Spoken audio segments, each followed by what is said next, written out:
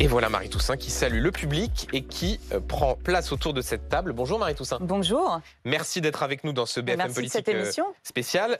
C'est peu de dire que vous êtes en difficulté dans cette campagne des Européennes, relégué dans les sondages loin derrière le candidat socialiste Raphaël Glucksmann, mais aussi derrière Manon Aubry, candidate de la France Insoumise. Il y a 5 ans, Yannick Jadot, celui qui était tête de liste pour les écologistes, faisait 13%. Aujourd'hui, la cause écologique fait consensus ou presque. C'est quoi? C'est un problème de candidate?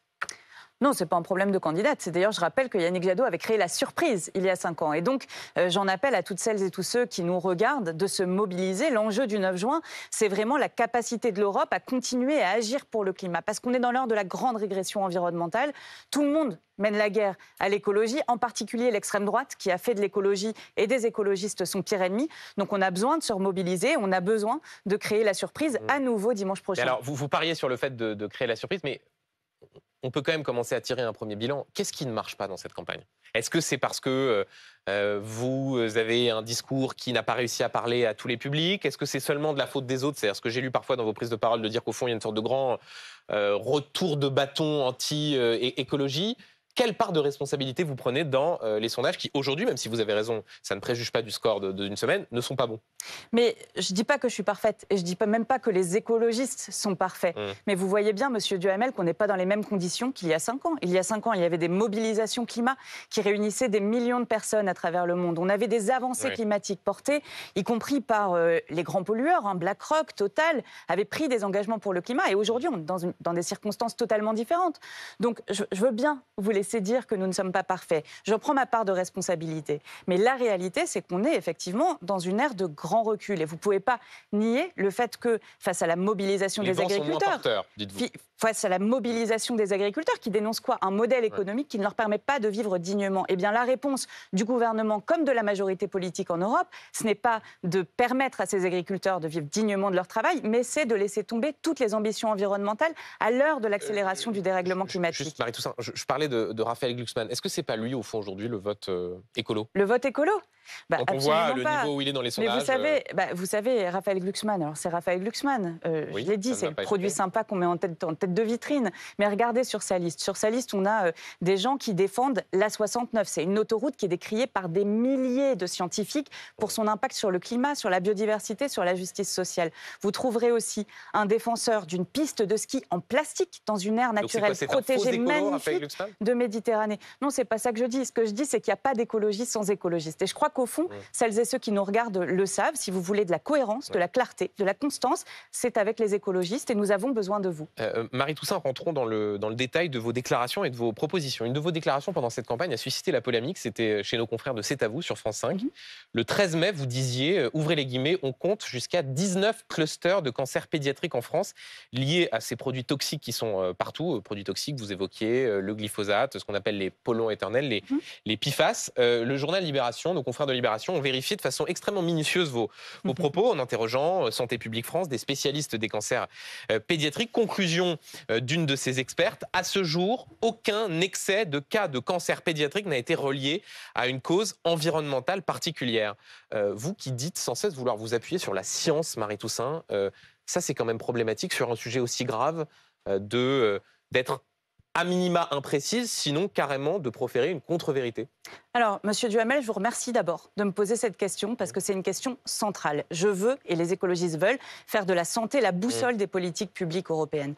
On a encore eu une étude qui est sortie cette semaine, qui fait le lien entre l'épandage de pesticides et l'explosion des maladies de Parkinson. C'est une réalité.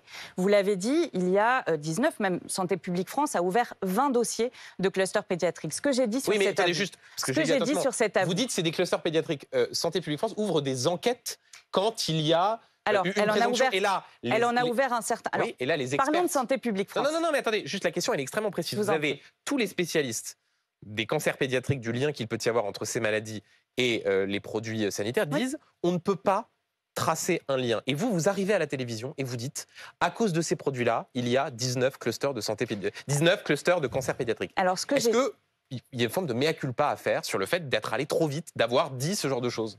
Mais non.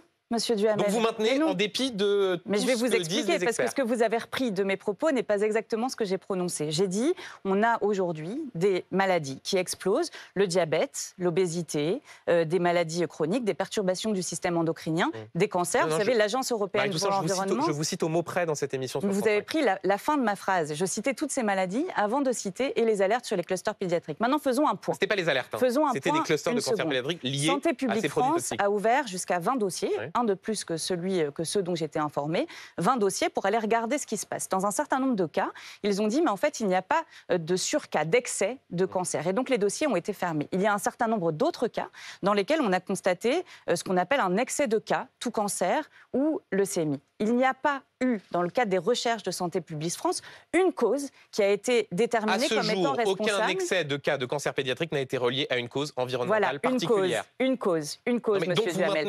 Et c'est ça le sujet. Et c'est ça le sujet. Moi, ce que je demande, c'est qu'en connaissance des effets cocktail, c'est-à-dire de la superposition des causes, parce que ce n'est pas un pesticide, ce n'est pas un polluant, c'est l'ensemble. Et bien que nous avons besoin de mener des études sanitaires mais mener des études, oui, mais déclarer comme vous avez pu le faire qu'il y avait un lien entre ces produits sanitaires et des cancers pédiatriques. Mais il y a un lien, en règle générale, entre l'utilisation des produits sanitaires et des maladies. Vous savez, il y a une expertise sanitaire de l'INSERM, une expertise collective. C'est le plus haut niveau des expertises sanitaires en France. Par l'INSERM, c'est quand même incontournable. Donc, pas de mea culpa sur ce sujet. Qui dit il y a une présomption forte entre l'exposition des mamans pendant leur grossesse aux pesticides et les cas de leucémie. Il se trouve qu'on a des endroits où on a un excès de cas de cancer. Eh bien, moi, ce que je demande, monsieur Duhamel, c'est qu'on recherche. Donc, pas de regret sur cette phrase définitive. Je veux que l'on recherche quelles sont les raisons pour lesquelles les Françaises, les Français tombent malades. Oui, je l'assume et je continuerai à le porter. Marie Toussaint, je voudrais qu'on parle d'immigration. Vous êtes opposée au pacte asile-migration au Parlement européen. J'ai lu attentivement votre programme. Je n'ai pas vu grand-chose sur la question migratoire, il faut dire, et en particulier rien sur la lutte contre l'immigration illégale. Il y a cette mesure qui apparaît noir sur blanc, accueillir dignement les personnes en migration. Est-ce que ça veut dire que dans votre idée, il n'y a plus de frontières, que même un étranger migrant qui vient d'un pays sûr et qui s'installe en France a vocation à rester sans qu'on puisse envisager la possibilité de le renvoyer dans son pays? Mais absolument pas, monsieur Duhamel. Mais absolument pas. On ne dit pas qu'on ne veut plus de frontières. C'est quand même particulier que de dire ça. Qu'est-ce qu'on dit? Je pose la question. On dit qu'on a aujourd'hui des milliers de morts dans la Méditerranée, dans la Manche, à la frontière franco-italienne, et que cela est inacceptable. Et inacceptable a fortiori quand l'Europe s'est construite sur le refus de traitement dégradant infligé à d'autres êtres humains, sur la défense de la dignité humaine, et que oui, l'Europe se grandirait à ne pas laisser ces milliers de personnes périr à nos frontières. Là, on parle effectivement des bateaux, en Méditerranée, de ceux qui tentent la traversée au péril de leur vie, effectivement. Mais un point très précis, et je posais d'ailleurs tout à l'heure la question aussi à Manon Aubry. Dans votre idée, un étranger en situation illégale sur le sol européen, a fortiori français, pas travailleur, puisque vous allez me répondre que s'il est travailleur, il faut le régulariser. Qu'est-ce que vous faites? Vous anticipez mes réponses, bien quoi. Si quelqu'un est en situation illégale sur le territoire, écoutez, monsieur Duhamel, moi, je veux bien qu'on nous pose les questions tout le temps de cette manière-là. Je vais vous poser la question à l'envers. Comment on fait? Jusqu'à preuve du contraire, c'est pas vous qui posez les questions. Donc comment on fait pour que... Je suis d'accord. Ouais. Mais comment on fait pour que les personnes qui aient envie de rester chez elles ne soient pas contraintes à l'exil? C'est ça la question qu'il faut d'abord se poser. Oui, mais je vous pose quand même la question de la lutte contre l'immigration illégale. On a des morts en ce moment même en Inde à cause du dérèglement climatique. On a des excès de l'exécution de ce qu'on appelle les obligations de quitter le territoire français, sur la possibilité d'avoir une lutte contre l'immigration illégale plus forte. Comment est-ce que vous faites pour lutter contre l'immigration illégale? Bien. L'immigration illégale, quand elle est là, eh bien, il y en a certains qui doivent peut-être rentrer chez eux. Mais moi, je vous dis la chose dans le sens inverse. Je vous dis, quand on a des gens qui fuient la misère, la persécution et la guerre, nous devons nous mettre en capacité de les accueillir. C'est la compétence de l'Union européenne, pardon. Et ceux qui sont en situation illégale et qui ne viennent pas d'un pays en guerre ou d'un pays en danger? La migration économique n'est pas la compétence de l'Union européenne, c'est le droit d'asile. Et aujourd'hui, le droit d'asile est bafoué parce que nous ne mettons pas l'Europe en capacité d'accueillir les demandes d'asile, de mettre en place des voies sûres et légales. Vous savez, cette semaine, j'étais avec des femmes afghanes. Des femmes afghanes qui nous disent mais vous nous avez laissé tomber face aux talibans. Aujourd'hui, nous avons envie de rentrer chez nous. Sauf que vous soutenez, oui, mais elles sont encore des centaines à être bloquées au Pakistan et en Iran, à attendre de pouvoir rentrer sur le territoire de l'Union européenne, demander l'asile. Et moi, contrairement à M. Bardella, contrairement à l'extrême droite, je considère que oui, l'Union européenne doit accueillir ces femmes qui fuient un apartheid de genre. Marie Toussaint, vous souhaitez une diplomatie, une défense commune à l'échelle européenne dans le cadre d'un modèle fédéral, vous l'assumez, vous êtes une des rares à l'assumer. Est-ce que ça veut dire que vous voulez partager la défense avec l'Italie de Giorgia Meloni, la Hongrie de Viktor Orban? Comment est-ce que ça peut marcher quand on voit les différences existentielles qu'il y a entre les idées que vous portez et ces deux exemples-là que je viens de citer? Justement, je pense que face à ces régimes nationalistes, il faut que les fédéralistes relèvent la tête. Il faut que nous reprenions en main notre destin. Oui, mais concrètement, on a besoin... la question se pose. Si vous dites on met en commun la diplomatie et la défense, à 27, quand on voit les divergences qui existent... Mais en tout cas, on doit construire cette diplomatie et cette défense commune. Quand on voit la Russie de Vladimir Poutine, mais aussi la Chine quelque part, et peut-être demain les États-Unis de Donald Trump, on a besoin de cette Europe de la diplomatie, de la défense, qui aujourd'hui nous fait cruellement défaut. Regardez tout ce que l'Europe pouvait faire. Si par exemple elle savait parler d'une seule voix pour demander la paix entre Israël et la Palestine, eh bien nous pourrions faire des pas de géant. Et donc oui, nous avons besoin d'avancer et plus d'intégration. Ça veut dire aussi passer à la majorité qualifiée. Nous l'assumons et nous pensons que le combat politique pour aller vers une Europe du progrès, une Europe de la paix, une Europe de la défense des droits humains, des droits des femmes, des droits des personnes LGBT et évidemment une Europe de l'écologie, eh bien, elle doit se poursuivre et elle passe par le fédéralisme. Marie Toussaint, pour terminer la question rituelle, bon, il y a un peu moins de suspense maintenant que ça fait 1h15 que l'on fait cette émission, mais quand même, une qualité et un défaut pour caractériser la personne qui va vous succéder dans un instant. Marion Maréchal, vous aviez d'ailleurs débattu avec Marion Maréchal. Avec vous? Avec moi, encore une fois, je suis désolé, sur un plateau juste à côté. Donc une qualité et un défaut pour qualifier Marion Maréchal tête de liste Reconquête. Écoutez, son défaut, c'est qu'elle a un manque cruel d'humanité, en particulier quand on parle d'immigration.